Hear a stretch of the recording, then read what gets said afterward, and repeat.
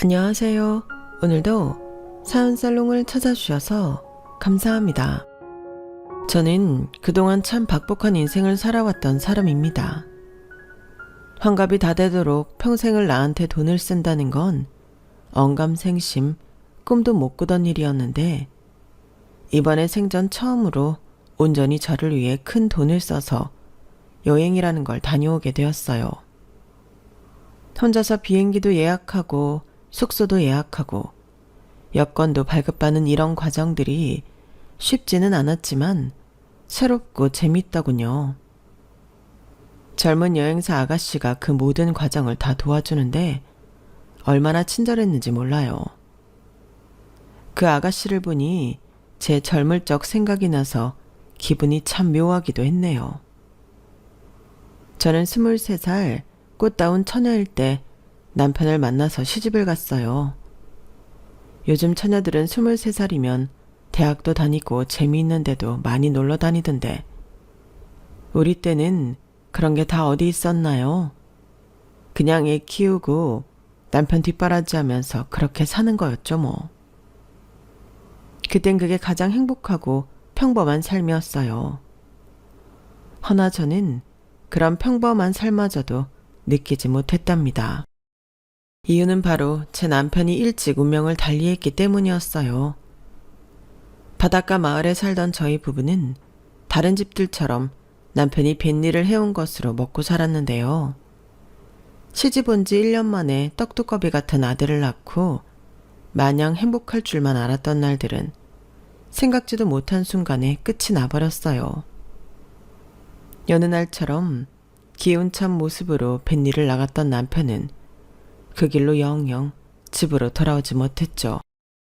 아, 승구 아빠. 우리 승구 아빠 살려내. 우리 승구 아빠 없이 난 어떻게 살라고. 우리 아들은 어떻게 살라고.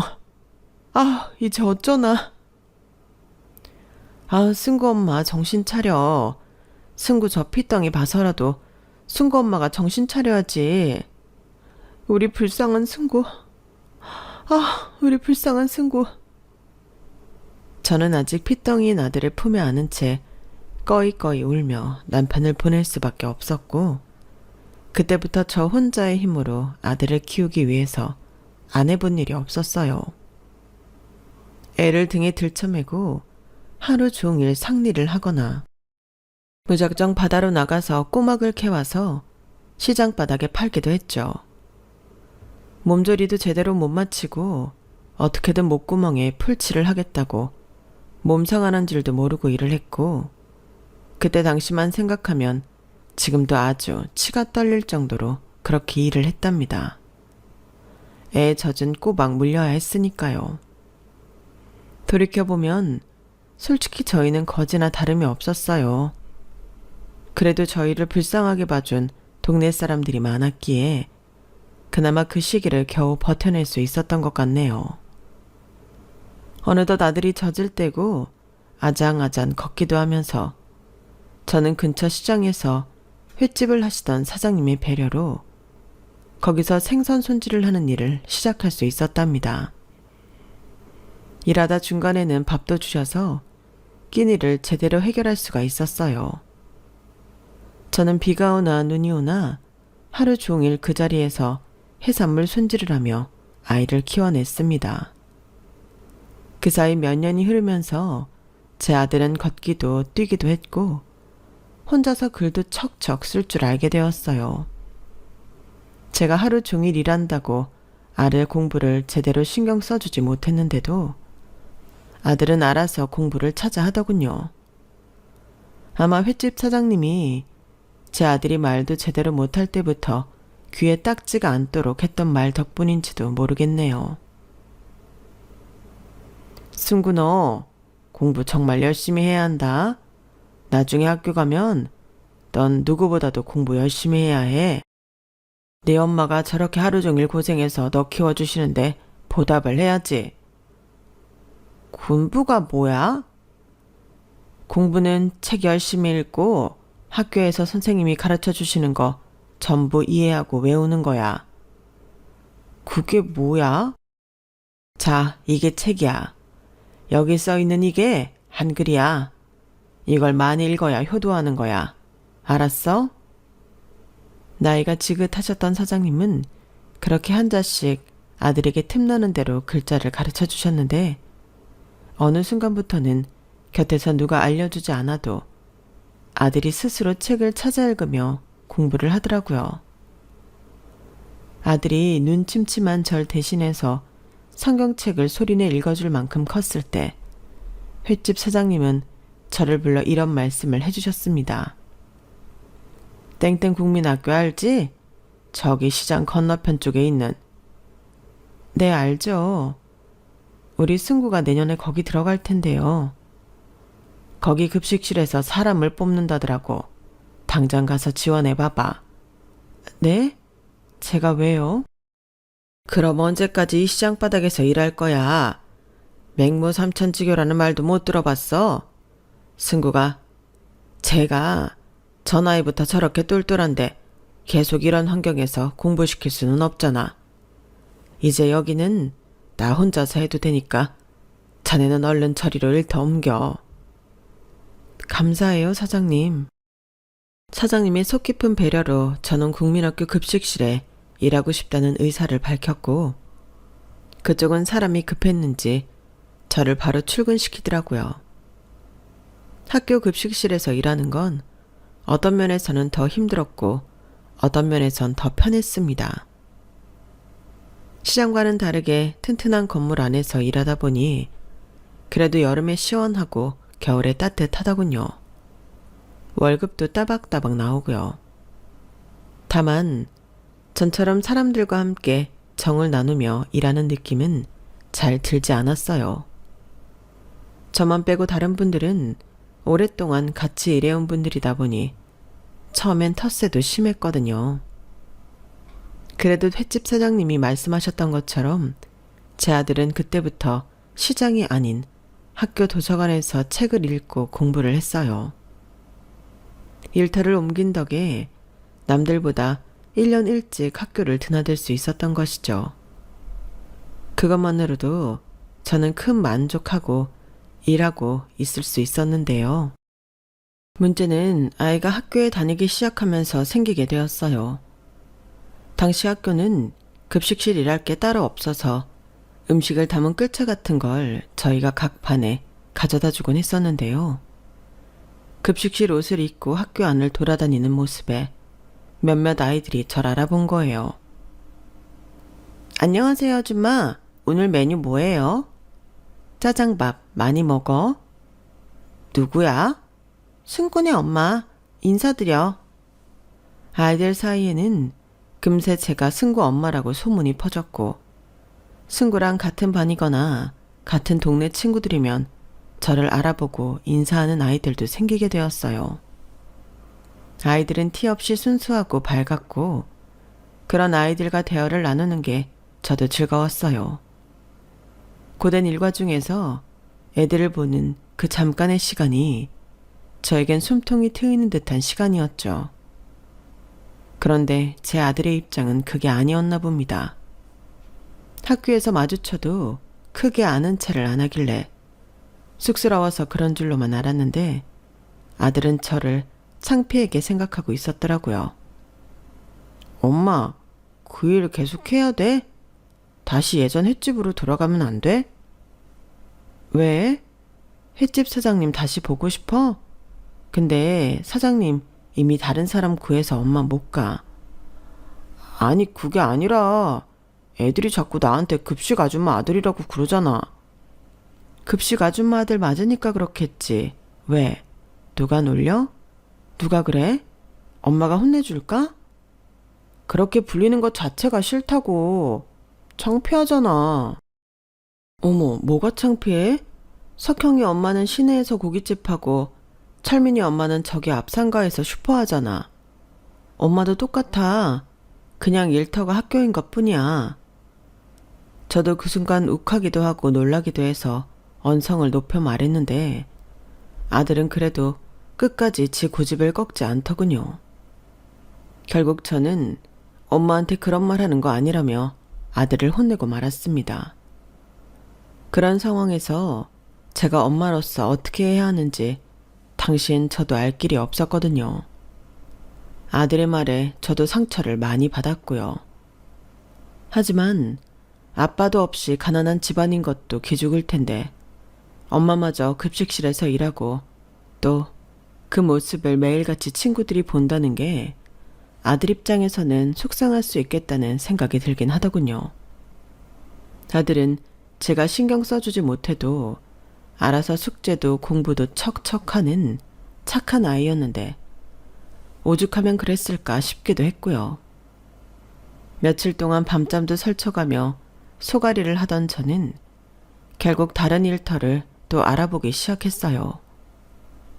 배운 기술 하나 없이 애딸린 제가 옮길 수 있는 일터가 어디 있을까 싶어서 틈틈이 주변을 기웃거리고 신문도 주워 읽었죠. 파출부 일이라도 해야 하나 고민하던 그때 근처 산업단지에서 급식실 아줌마를 구한다는 얘기를 우연히 듣게 되었고 그쪽으로 일터를 다시 옮기게 되었어요. 그래도 똑같은 일을 하던 경력이 있으니까 일이 구해지긴 하더군요. 일터를 옮긴다고 하니 그제야 아들도 좋아하는 것 같았죠. 막상 일터를 옮기니 저도 일하기가 편하긴 했습니다. 큰 회사라 그런지 대우도 좋았고 음식도 훨씬 다양하고 맛있었죠. 같이 일하는 사람들도 서로 상냥하고 좋았고요. 아들이 입장에서도 엄마가 산업단지에 다닌다고 하는 편이 더 괜찮으니 둘 다에게 좋은 일이었죠. 그전에는 그저 먹고 살려면 할 수 없이 일이 이것뿐이라서 했다면 새 일터에서는 조금 달랐는데요. 몇 년 동안 일을 하며 다른 동료들과 이야기를 나누던 중 조리사 자격증이라는 것 따면 더 좋은 조건으로 일을 할 수 있다는 걸 알게 되었거든요. 그래서 일하면서도 틈틈이 조리사 자격증을 따기 위해 연습을 했어요. 여건이 안 되면 집에서도 연습을 했죠. 당시 중학생이었던 아들이 여러 번 핀잔을 주기도 했어요. 엄마, 꼭 집에서 그래야 돼? 저녁에는 좀 조용히 집중 좀 했으면 좋겠는데. 알았어. 엄마가 조심해서 시끄럽게 안 할게. 이거 금방 해, 금방. 그것보다는 내가 공부에 집중하게 도와주는 게 더 성공할 수 있는 거 아니야? 이딴 총구석에서 요리 좀 더 잘한다고 뭐 얼마나 부귀영화를 누린다고 그래. 엄마가 돈을 더 벌면 너 공부하는 거 뒷바라지 더 많이 해줄 수 있으니까 그러지. 시험 다음 주야. 엄마가 한 번에 붙을게. 응? 중학교에 들어가면서부터 전교 1등을 놓치지 않던 아들이었기에 예민하게 구는 것도 어느 정도 이해를 했어요. 그래서 최대한 아들 공부에 방해 안 되게 연습도 살금살금 했고 다행히 한 번에 자격증을 딸 수 있었죠. 자격증을 딴다고 곧바로 월급이 뛰어오르는 건 아니었지만 그래도 그 일로 인해 1년 뒤 조리사님이 회사를 관두었을 때 제가 승진해서 그 일을 담당할 수 있게 되었죠. 그런데 그 사이 승진을 하기 전에 저에게는 아주 신기한 인연이 생기게 되었는데요. 어느 날 저녁, 석식도 어느 정도 마무리가 되어가서 한가한 타이밍이었어요. 야간 근무가 있던 몇몇의 직원들만 제외하고는 일하는 사람들도 없었던 시간이었죠. 그런데 늦은 시간에 직원 한 분이 오시더군요. 젊은 분인데 또 신입은 아닌 것 같은 그분은 저에게 혹시 죽 같은 건 없냐고 물어보셨어요. 제가 오늘 하루 종일 속이 너무 안 좋아서요. 이것저것 안 들어간 그냥 흰죽 같은 건 없을까요?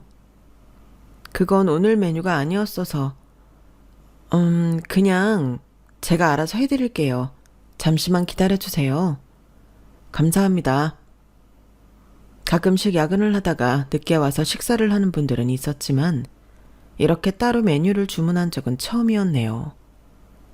처음엔 살짝 당황하긴 했지만 흰죽이 뭐 어려운 것도 아니고 마침 그때 여유도 있었으니 못해줄 이유가 없었어요. 저는 그날 남은 재료들로 조금 넉넉하게 죽을 해서 그릇에 담아드리고 여분으로 싸드리기도 했습니다. 이 다음 끼니에도 속이 안 좋으시면 그걸 드시라고요. 그 직원분은 몇 번이나 고맙다고 인사를 하시며 죽을 받아가셨고 그 이후로도 두어 번 더 제게 비슷한 요구를 하셨어요. 신기하게도 제가 저녁에 있을 때마다 식당으로 오시는 것 같았죠. 나중에 알고 보니 그분은 젊은 나이임에도 사장직에 있는 분이었어요. 아버지가 임원이라고 하더군요. 얘기를 듣고 보니 어린 나이에 높은 자리에서 고군분투하는 모습이 조금 안쓰러워 보이긴 했어요. 남들은 아버지 잘 만나 부러운 인생 산다며 쑥덕거렸지만 저에게 죽 좀 달라며 오는 사장님의 얼굴은 항상 어둡고 초췌하기만 했거든요. 저는 매번 그 사장님이 오실 때마다 많은 양의 죽을 해드렸고 소화하기 편한 과일 같은 것도 같이 챙겨줬어요. 그랬더니 어느 날은 그 사장님이 홍삼 세트를 한 박스 사서 저에게 건네주시는 겁니다. 매번 감사해요. 이거 별거는 아닌데. 아유, 뭘 이런 걸 다 사오셨어요. 괜찮은데. 다른 분들은 제가 이렇게 따로 부탁드리면 그다지 반기지 않으셔서 눈치가 보여서 부탁드리기가 어려운데 여사님만 항상 기분 나쁜 기색 없이 잘 챙겨주시더라고요. 그래도 매번 부탁만 드리기가 뭐해서. 이번만 받을게요. 저야 사장님이 아들 같고 그러니까 그런 거지. 이런 거 받으려고 한 게 아니에요. 다음엔 이런 거 안 주셔도 돼요. 하지만 그 사장님은 틈틈이 제게 떡이며 과일, 선물 세트를 건네주셨어요. 제가 얼마 뒤 일반 직원에서 조리사로 승진을 했을 때에도 축하한다며 선물을 보내주셨죠. 오실 때마다 이런저런 이야기도 많이 나누기도 했고요. 예전에 학교 급식실에서 일할 때 아이들을 볼 때마다 힘이 났었던 것처럼 이곳에서는 사장님과 얘기를 나눌 때마다 힘을 얻었던 것 같네요. 저도 사장님을 통해서 깨달은 사실이었는데 전 제 음식을 맛있게 먹어주는 사람들을 볼 때마다 힘이 나는 사람이었더라고요. 그래서 조리사가 되고 나서 제 일이 더 재미있어졌던 것 같네요. 물론 급여가 오른 것도 생활에 아주 큰 도움이 되었고요. 때마침 그 시기가 아들이 대학을 들어갈 때와 잘 맞아떨어져 다행히 아들의 뒷바라지를 할 수가 있었어요. 제 아들은 우리나라에서 내노라 하는 명문대에 그것도 법학과에 들어가게 되었거든요. 합격 통지를 받고 그날 얼마나 울었는지 모릅니다. 먼저 간 남편 생각도 많이 나고 이렇게 자랑스럽게 자라준 아들이 그저 대견하기만 했죠.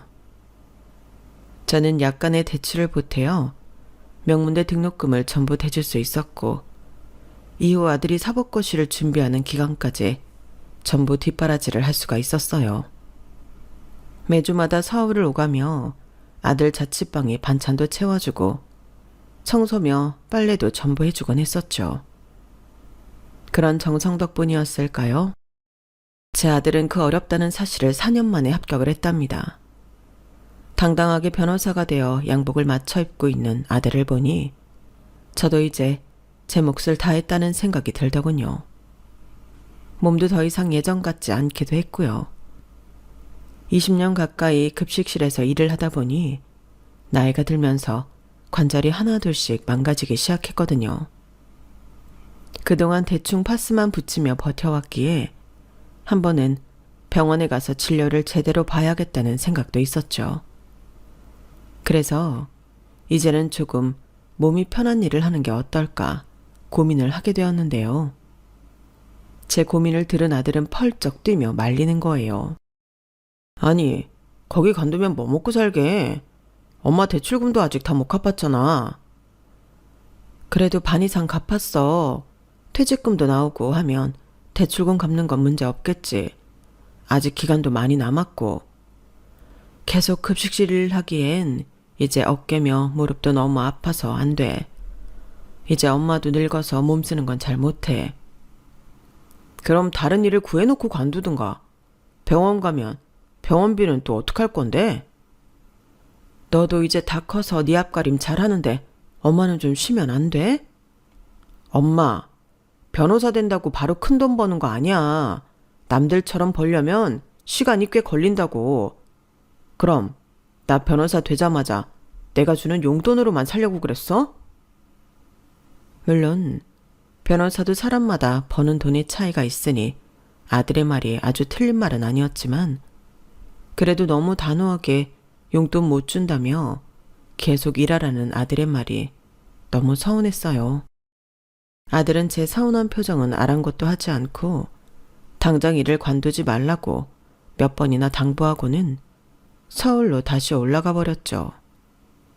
제 기억으론 그때부터 주변 사람들이 제 아들을 탐탁치 않게 보기 시작했던 것 같아요. 하여간 자식 새끼 키워봤자 쓸데없다니까? 승구 그거 지 엄마가 얼마나 고생해서 키웠는데 어쩜 말을 그따위로 안 돼? 뭐 요즘 변호사들도 못 버는 사람들은 못 번다잖아. 애가 생각이 있어서 그런 거겠지 뭐. 그래도 그렇지 말이 아다르고 어다른 건데 승구 그놈도 참. 승구 엄마 정 힘들면 그냥 다 때려치고 나랑 편의점이라도 해. 요즘은 자식들한테 그렇게 다 퍼주는 거 아니야. 어? 평소 친하게 지내던 아줌마들이 제 편을 들며 얘기해 주어도 저는 그냥 힘없이 웃고 넘길 뿐이었죠. 그런데 정말 신기하게도 바로 그 타이밍에 저에게는 제 인생의 이막을 열 수 있는 제안이 들어오게 되었어요. 바로 제가 매번 따로 죽을 해드렸던 사장님한테서 말이죠. 여사님, 혹시 가정집에서도 일해보셨어요? 가정집이요? 아니요. 저희 집에서 일이야 많이 해봤죠. 하긴 그러셨겠네요. 그러면 저희 집에서 일해보시는 건 어떠세요? 제가 이번에 서울로 일을 옮기거든요. 어차피 일해주시는 이모님이 한 분 계시긴 해서 일이 어렵진 않을 거예요. 오셔서 요리만 좀 해주시면 안 될까요? 서울로요? 아, 제가 서울까지 어떻게 왔다 갔다 하나요? 아드님도 서울에서 지내신다면서요. 페이는 지금 여기서 받으시는 거에 2배로 드릴게요. 거처는 걱정하지 마시고요. 제가 속 아플 때마다 여사님 죽 아니면 못 먹겠어서요. 처음엔 당연히 말도 안 되는 소리라고 생각했는데 차분하게 절 설득하는 사장님의 얘기를 들어보니 안 될 이유가 없겠더라고요.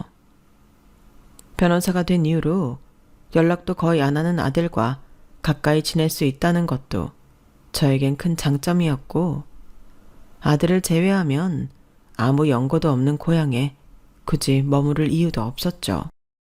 게다가 몇백 인분의 요리를 하는 것보다 가정집에서 요리를 하는 게 아픈 몸에도 더 좋을 것 같았어요. 오히려 저에게는 감사한 제안이었던 거죠. 그래서 저는 사장님을 따라 서울로 올라오게 되었답니다. 사장님은 할머니랑 단 둘이 살고 있었어요. 이모님 아버지는 해외에 거주하셔서 가족은 둘뿐이었죠. 할머니는 연세가 굉장히 많으셔서 귀도 잘 안 들리고 약간의 치매기도 있으셨는데 정말 놀라울 만큼 순하시고 웃음도 많으셨어요. 천진난만한 어린아이 같으신 분이었죠.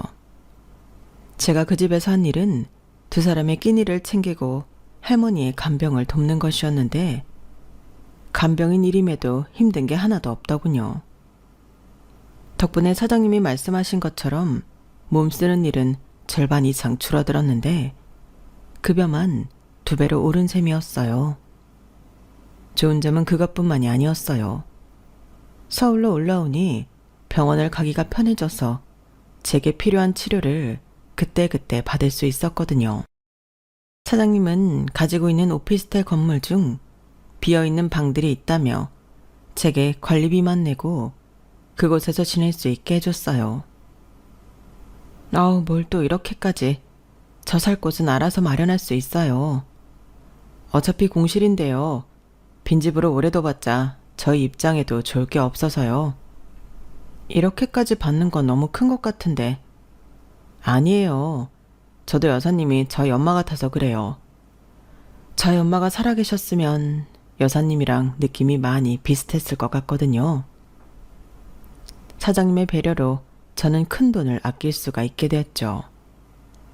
원래 살던 집을 판 값이랑 퇴직금을 더한 돈으로 서울에 있을 곳을 마련하려던 저는 돈 쓸 일이 없어지자 그 돈으로 고향에 있는 땅을 샀어요. 워낙 지방이다 보니 당시엔 정말 넓은 땅을 가질 수가 있었는데요.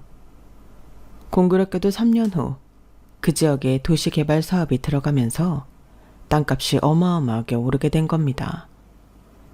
하루아침에 말로만 듣던 벼락부자가 된 셈이었죠. 하지만 저는 그 사실을 주변에 알리지 않았어요. 아니, 알릴 수가 없었습니다.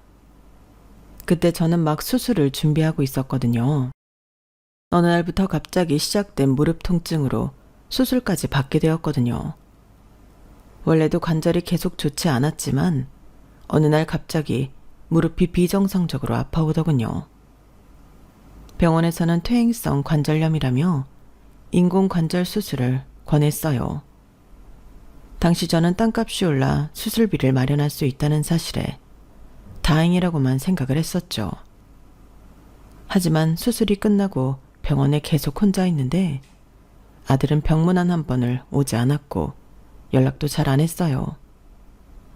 오죽하면 사장님이 병문안을 왔다가 한 소리를 할 정도였죠. 아니, 진짜 한 번을 안 왔다고요? 아드님 좀 너무하신 거 아니에요? 이제 막 회사 들어가서 일이 바쁜가 봐요. 이번에 새로운 곳을 들어갔다더라고요. 아무리 그래도 그렇지. 지금 결혼 준비하고 있는 나도 오는데. 사장님은 혀를 끌끌 차면서도 제 앞이라 말을 아끼는 듯 했어요. 끝까지 오지 않은 아들 덕에 결국 저는 혼자서 쓸쓸하게 퇴원을 했고 얼마 지나지 않아 사장님의 할머니가 돌아가셨다는 소식을 듣게 되었습니다. 돌아가시는 날까지 해맑은 미소를 유지하시다가 어느 저녁 잠드신 채로 고요히 가셨다는 얘기를 듣고 마음이 참 착잡했네요. 서로의 사정이 달라지게 되면서 저는 그 집에서의 일을 관두고 급한 대로 다니던 병원 근처에 방을 하나 구해서 살게 되었어요. 그리고 얼마 후 한 대학병원 근처에 아파트를 짓는다는 소식을 듣고 그 아파트를 분양받게 되었죠. 시공을 기다리며 치료에 집중하고 있던 저에게 아주 오랜만에 아들에게 연락이 오더군요. 반갑게 전화를 받았는데 아들은 정말 놀라운 이야기를 했어요. 결혼? 승구 너 여자친구 있었어? 어떤 사람인데? 내가 이번에 들어간 법무법인 대표 딸이야. 이번 주말에 시간 돼? 그럼 왜? 여자친구랑 오려고? 언제부터 만난 거야? 나이는? 알았어, 주말에 봐. 뭐가 그렇게 궁금한 게 많아? 네가 워낙 연락도 없고 만나러 오지도 않으니까 그러지. 한 번도 여자 만난다는 말 없다가 갑자기 결혼한다는데 엄마가 그럼 안 놀라? 나이는 나보다 2살 어려. 올해 초부터 만나기 시작했고 궁금한 거 있으면 주말에 물어봐. 알았으니까 연락 좀 자주 해. 바쁘다고 연락도 잘 안 하고 남편 제사 때도 잘 오지 않던 아들이 갑자기 결혼을 한다니 놀랄 수밖에요. 그 전까지 아들한테 서운한 마음이 조금씩 쌓이고는 있었지만 결혼한다는 말에 순간적으로 뛸 듯이 기뻐했었던 것 같아요. 그래도 우리 아들이 어려서부터 제 앞가림 하나는 잘해왔다는 게 대견하기도 했고 결혼할 여자가 아들이 다니고 있는 회사 대표의 딸이라는 것도 솔직히 뿌듯했고요. 그동안 연애도 하고 변호사 일도 하느라 얼마나 바빴겠나 싶어서 그동안의 서운함이 어느 정도 사라지기도 했죠. 아들은 그 주 주말에 며느리가 될 아이를 데려왔고 곧바로 상견례 날짜까지 잡더군요. 며느리 될 아이는 도자기로 빚은 듯이 예뻤고 가정교육도 잘 받은 티가 났어요. 말수도 적고 낯을 가리는 듯 했지만 그 모습이 오히려 참해 보였답니다. 이후 상견례 자리에서 사돈 내외를 만나니 확실히 집안 분위기 자체가 경거망동하지 않고 진중하다는 걸 한 번 더 확인할 수 있었어요. 사돈 내외가 식사하는 모습 하나하나가 딱 며느리처럼 우아하고 부티가 났거든요. 최서방한테 어머님 얘기는 많이 들었습니다. 급식실에서 일하시면서 홀로 아들을 키워내셨다고요? 네, 그랬죠. 남편이 승구 태어나자마자 가시는 바람에 애 혼자 키우느라고 할 수 있는 일은 뭐든지 해야 했거든요. 고생이 참 많으셨겠습니다, 사부인. 자네 참 훌륭한 어머니를 두었구먼. 어머니께 잘해드려야겠어. 그럼요. 저도 어머니께 난 항상 감사하는 마음뿐이에요. 이제 입지도 어느 정도 탄탄해졌으니 효도 열심히 하려고요. 바람직한 답변이네만 자네 효도는 자네가 알아서 하는 거겠지? 아이, 당연하죠. 양가 부모님께 효도는 제가 해야지.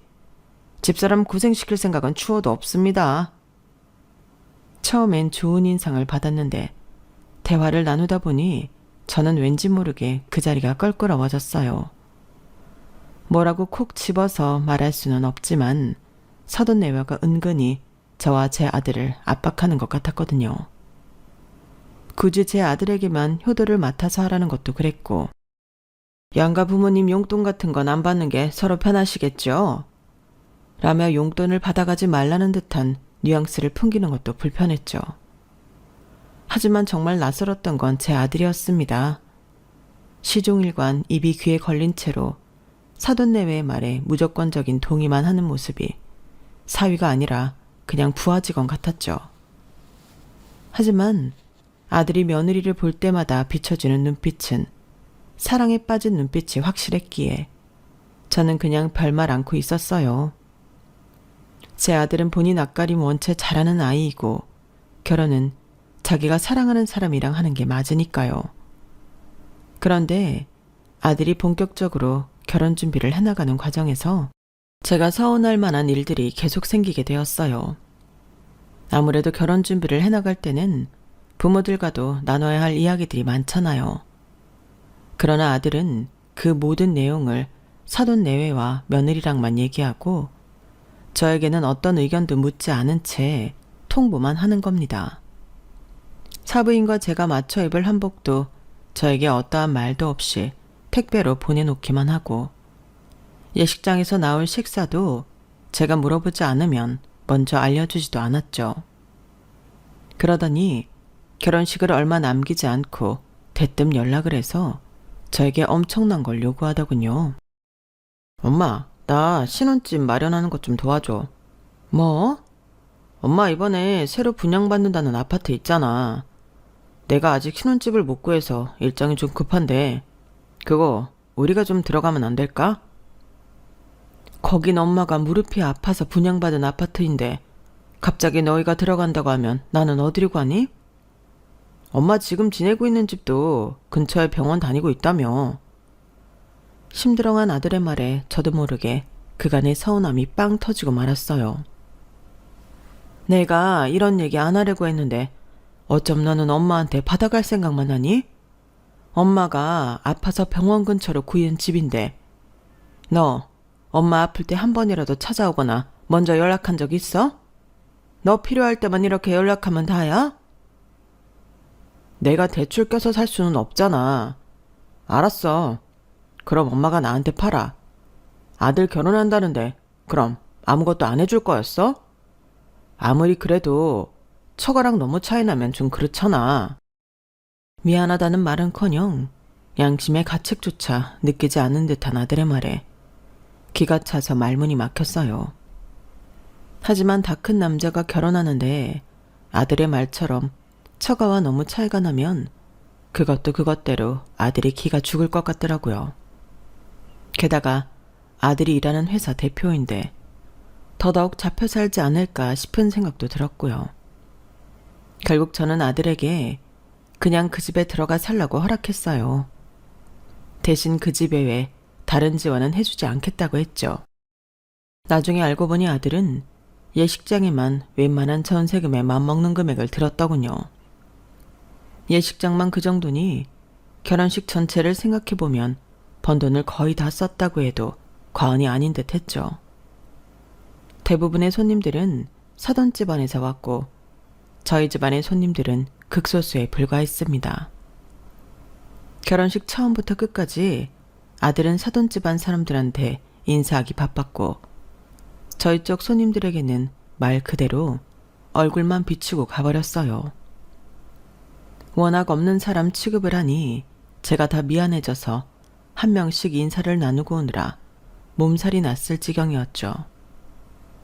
아들 내외는 그렇게 화려한 식을 마치자마자 신혼여행을 훌쩍 가버리더니 한국에 왔는지 어쨌는지도 모르게 연락 한 번이 없었어요. 처음에는 무릎 수술을 하느라 타이밍을 놓쳐 제가 돈이 많아졌다는 사실을 알리지 못한 거였는데 제 아들이 하는 행동들을 지켜보니까 재산을 물려줄 때 물려주더라도 어쩐지 먼저 알리고 싶지는 않더군요. 저도 모르게 어렴풋이 내가 아들한테 재산을 물려주지 않을지도 모르겠다는 생각이 들기 시작하기도 했어요. 속으로는 앞으로 아들이 저를 어떻게 대하나 지켜보자는 생각이었는데 제 예상보다 훨씬 빨리 아들과의 관계가 멀어지게 되었는데요. 저는 아들 결혼식이 끝나고 한 달쯤 후에 무릎 수술을 한 번 더 받았어요. 이번엔 전보다 병원에 좀 더 머물러 있던 기간이 길었고 수술 후 회복하는 시간도 더 오래 걸렸죠. 이번에도 아들은 코빼기도 비추지 않더군요. 그래도 결혼했다고 조금은 달라졌는지 이번엔 수술비에 보태라고 300만 원을 보내오긴 했어요. 그리고 바빠서 병문안 갈 시간이 없었다며 추석에는 며느리랑 꼭 같이 오겠다고 먼저 말을 꺼냈죠. 그래서 혼자 쓸쓸히 태어나면서도 전처럼 아들에게 서운하지는 않았어요. 애가 철이 들었구나 싶은 마음에 뿌듯하기까지 했죠. 얼마 뒤 추석이 되자 저는 전보다 설레는 마음으로 명절을 준비하기 시작했습니다.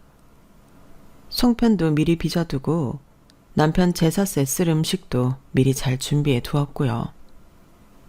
아들 내외가 명절 당일날 아침 일찍 온다고 하니 아들한테 제사에 올릴 과일 몇 개와 약과 좀 사다 달라고 부탁했죠. 그런데 막상 그날 오전 도착한 아들 내외가 약과를 깜빡하고 왔더라고요. 그건 생전에 남편이 가장 좋아하던 음식이라 제가 꼭 챙기던 거였거든요. 아유, 그거 없으면 큰일인데. 오는 길에 요 앞 사거리에 팔지 않아? 못 봤니? 네, 오는 길에 못 찾아서 그냥 온 건데요. 원래 제사상에 약과가 올라가나요? 우리 남편은 그래. 승구 이 녀석은 어딜 간 거야? 아, 참. 그럼 내가 다녀올 테니 일단 가져온 과일부터 손질해 놓고 있거라. 제사상에 놓을 과일 손질하는 법은 알지? 네. 저는 급하게 나가서 사거리에 있는 가게에서 약과를 사왔어요. 제 차로도 들어야 하는 시간이 있는 건데 이미 시간이 지체되고 있어 마음이 급했죠. 다리가 욱신거리도록 급하게 약과를 사서 돌아왔는데 집에 들어온 절 보자마자 갑자기 아들이 저에게 화를 내는 겁니다. 며느리가 보는 앞에서요. 엄마가 이 사람한테 상차리라고 시켰어? 과일 다 손질해 놓으라고? 그랬어. 너 이 약과 빼먹고 와서 엄마가 빨리 가서 사오느라고. 아가는 그렇다 쳐도 네가 이걸 까먹으면 어떡해. 그거 하나 좀 안 올릴 수 있지. 그렇다고 며느리한테 일을 시켜? 엄마 그런 사람이었어? 뭐? 아니 과일 정도는 얘도 깎을 수 있지 뭘 그러니. 내가 뭐 얼마나 어려운 걸 시켰다고. 요즘은 이런 거 하나하나가 다 이혼 사유 되는 거 몰라? 며느리한테 일 시키는 거 당연하게 여길 거 아니란 말이야. 아니 내가 어제부터 준비할 거 미리 다 준비해놓고 과일만 좀 손질해달라고 한 건데 그게 무슨 일을 시킨 거라는 거야. 아무렴 가족끼리 그것도 부탁을 못해? 그 정도는 너도 했어야 하는 거 아니야? 말이 안 통하네. 엄마, 이런 것도 다 부부 갈등의 원인이 되고 그러는 거야. 여보, 일어나 가자. 뭐? 어딜 가겠다는 거야? 아직 네 아빠 제사 시작도 안 했는데. 그러니까 이렇게 제사 많이 드리는 것 자체가 요즘 여자들한테는 부담인 거라고. 앞으로는 안 올게, 엄마. 엄마가 또 무슨 짓을 할지 몰라서 무서워서 못 오겠다. 안 온다니? 그럼 엄마 연이라도 끊겠다는 거야? 앞으로 안 보겠다고? 그래, 원래도 자주 보진 않았잖아. 아들의 말에 저는 기가 막혀서 더 이상 아무 말도 못하고 벙찌고 말았어요. 그 사이 아들은 정말로 며느리를 데리고 집 밖으로 나가버렸죠. 이 모든 소란이 벌어지는 동안 며느리는 아무 말도 없이 팔짱을 낀 채 아들 뒤에 있다가 아들의 말이 끝나자마자 외투를 집어들고 나가더군요. 졸지에 며느리에게 힘든 일을 시킨 못된 시어머니가 된 저는 너무 억울하고 화가 났고 이번에 제대로 칼을 뽑아야겠다는 생각도 들었습니다. 연휴가 끝나자마자 저는 부동산에 아들 내외가 사는 집을 전세로 내놓았어요. 원래 제가 이것저것 여건을 충분히 알아보고 고른 집이었는데 애들 내쫓고 거기서 또 살자니 안 좋은 기억만 떠오를 것 같았거든요. 그러고 나니 바로 며칠 뒤 아들에게서 전화가 오더군요. 그동안은 저에게 전화 한 번, 문자 한 통 보내는 시간도 아깝게 일하더니 제가 전화를 바로 받질 않으니 쉴 새 없이 전화를 해댔어요. 그래도 제가 꿈쩍도 안 하자 결국은 집 앞까지 찾아왔고요. 엄마, 나랑 얘기 좀 해. 엄마가 부동산에 연락했어? 멀쩡히 살고 있던 집을 갑자기 왜 내놓냐고. 문 좀 열어. 말 좀 하자고, 말 좀. 누구세요? 저는 택 같은 아들 없어요. 부동산 통해서 얘기 들었으면 세입자 구해지는 대로 나가세요. 제 명의로 된 제 집에서요. 진짜 엄마가 돼가지고 치사하게. 그 집 그럼 내가 세입자 되면 되는 거 아니야. 아니다. 내가 살게. 그냥 나한테 팔아. 저는 최소한의 사람 구실도 생각 안 하는 짐승 새끼를 세입자로 드리고 싶은 생각 없습니다. 그만 돌아가세요. 제 단호한 말에 한참을 문 밖에서 씩씩거리던 아들은 최후의 발악을 하고 떠났어요. 더럽고 치사해서 내가 됐어. 그럼 내가 살 집 내가 알아서 구하면 되지. 내가 이번에 제대로 된 거래처 물어왔다고. 그 기업 전속 변호사가 되면 내 연봉이 얼마가 뛰는 줄 알아? 어디 세입자 한번 잘 구해봐. 고작 18억짜리 아파트 가지고 유세는? 제 아들이지만 그렇게 추악한 민낯을 가지고 있는 줄은 그 순간 처음 알았네요. 지를 낳고 기때까지 키워준 부모한테 제대로 된 효도는 한 번을 안 해놓고 뚫린 입이라고 아주 아무 말이나 싸지르는 거예요. 저는 그 순간부터 정말로 제게 더 이상 아들은 없다고 생각하게 되었어요. 마음속 깊이 있던 미련이 한 톨도 남김없이 사라지고 말았죠. 그리고 그때부터 지난 세월을 돌아보는 시간을 가졌어요. 그냥 집에 혼자 서 있으니 저절로 그렇게 되더군요. 남편을 잃고 아들을 키우며 살아왔던 지난했던 세월들을 생각하다가 제 이야기를 쓰게 된 것이었죠. 내가 많이 외로웠구나 하는 것도 깨달았고 그래서 다른 분들의 위로를 받고자 사연 살롱에 보낼 생각까지 하게 된 거였고요. 몇 날 며칠 동안 글을 쓰면서 저는 처음으로 제 손으로 직접 저만을 위한 선물도 준비했습니다. 해외여행을 떠나려고요. 그렇게 오랜만에 분주한 일상을 보내고 있는데 오랜만에 사장님한테 연락이 오는 겁니다. 제가 그 집에서 일을 관둔 이후로 가끔씩 안부를 묻곤 했거든요. 그런데 이번에는 그런 가벼운 연락이 아니었더라고요. 여사님, 혹시 최승구 변호사가 여사님 아드님이세요? 네, 맞아요. 갑자기 어떤 일로? 이번에 저희 회사랑 계약을 새로 맺은 법무법인 변호사가 아드님이었네요. 만나서 얘기하는데 약간 억양 있는 것도 그렇고 생김새도 너무 비슷해서 혹시나 해서 연락드려 봤어요. 그런데 진짜 아드님일 줄이야. 세상 참 좁네요. 그러고 보니 승구가 이번에 뭐 계약했다고 했던 것 같긴 하네요. 근데 여사님, 무슨 일 있으세요? 왜 목소리에 이렇게 힘이 없으세요? 아들의 얘기에도 목소리에 힘이 나기는커녕 오히려 더 힘이 쭉 빠지는 걸 사장님도 느꼈던 모양이었죠.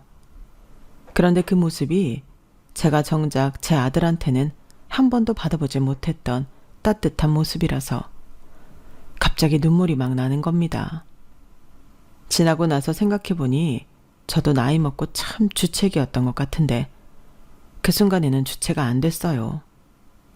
사장님은 놀라서 자초지종을 물어보시고 저도 주저하면서 하나하나 얘기를 하다 보니까 그간의 일을 말하게 되었네요. 얘기를 다 들은 사장님은 제게 아들과 하기로 했던 계약을 안 해도 되냐고 물어봤고 저는 일적인 부분은 잘 모르니 편하신 대로 하라고 했어요. 정확히 3일 뒤에 아들 내외는 제 집 앞으로 찾아왔어요. 저는 신청해두었던 여권을 받아오는 길이었죠. 집 앞에 도착하니 문 앞에 애들이 발을 동동 구르고 있더군요. 그러다가 저를 보더니 두 아이 다 무릎 꿇고 싹싹 빌기 시작했죠. 엄마, 내가 잘못했어. 그동안 엄마 서운하게 해서 미안해. 내가 앞으로 잘할 테니까 땡땡 대표님한테 말 좀 잘해줘. 부동산에도 다시 전화해주고, 어? 어머님, 저희가 잘못했어요. 제발 화 풀어주세요. 내가 왜? 내가 뭐라고? 고작 18억짜리 아파트 하나 가지고 있는 사람일 뿐인데 나 없이도 너희끼리 잘 산다고 연 끊겠다더니 왜 이제 와서 말을 바꾸니? 얼른 비키거라. 집에 들어가서 쉬게. 그건 내가 잠깐 오해해서 그렇지. 엄마, 그럼 대표님한테 말이라도 좀 해줘. 엄마 땡땡 대표님이랑 엄청 막역한 사이라며. 난 몰랐어. 엄마가 고향에 땅 투자해서 돈을 엄청 많이 번 것도 몰랐고. 투자한 게 잘 안 됐으면, 내가 그 사장님이랑 아는 사이가 아니었다면 내가 평생 너 하나 키운다고 고생하며 모은 돈 그렇게 당연하다는 듯이 갈취해가고 지금까지 연락 하나 없었겠지. 안 그러냐? 니네 속이 시커먼 걸 이제 내가 똑똑히 알고 있는데 그러고도 또 속아줄 줄 알아? 꿈 깨라. 내 배 아파 낳은 내 아들이지만 너같이 은혜도 모르고 탐욕만 많은 놈한테 줄 건 없어. 어머니 제발요. 그 계약건 때문에 저희 부모님도 화가 많이 나셨어요. 이 사람이랑 저 집에서 쫓겨날지도 모른다고요.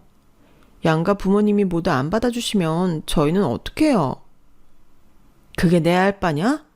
나는 너희가 이렇게 무릎을 꿇고 빌던 울던 어쩌건 마음 바꿀 생각 없다. 얼른 썩어지지 못해? 엄마 제발. 아들과 며느리는 문 밖에서 한참을 울부짖다가 갔어요. 솔직히 그간 이런 상상을 많이 했었거든요. 아들이 저한테 먼저 자기가 잘못했다고 하면 화가 풀릴까 하는 상상이요. 그땐 아마도 제가 다시 내 새끼를 보고 마음이 약해질 것 같다는 생각을 했었는데 웬걸요. 오히려 속이 뻥 뚫리고 후련했어요. 그리고 길바닥에 나앉게 된 아들이 불쌍하지도 않았죠. 아들의 말대로 아들네에는 엄청나게 큰 계약건을 말아먹었다는 이유로 사돈 집안에서 완전히 배척당한 것 같더라고요. 부동산 사장님을 통해서 얼핏 들었던 건 집안 물건을 그새 많이 팔았다고 하더군요. 그러든지 말든지 저는 일단 여행 일정이 있어 내일 모레 비행기를 타러 간답니다. 더 이상 아들 내외가 울고불고 한다는 소식을 듣기도 싫고 더 이상 뒷바라지 해주기도 싫거든요. 며칠 동안 적어오던 이야기를 이제 여기서 마칠까 합니다. 제가 알기로 여기 사연살롱에는 제 또래이거나 애 엄마이신 분들이 많은 걸로 알아요. 혹시나 그중 저 같은 분이 있을까봐 말씀드리자면요. 누구보다 중요한 건 제 자신입니다. 자식보다도 이젠 제 자신을 잘 챙기며 살아야 해요. 부족하지만 제 이야기 들어주신 모든 분들께 감사드립니다. 건강하세요. 여러분, 사연 댓글에 응원과 현명한 조언 부탁드려요. 좋아요와 구독은 저에게 큰 힘이 됩니다. 오늘도 좋은 일 가득하세요.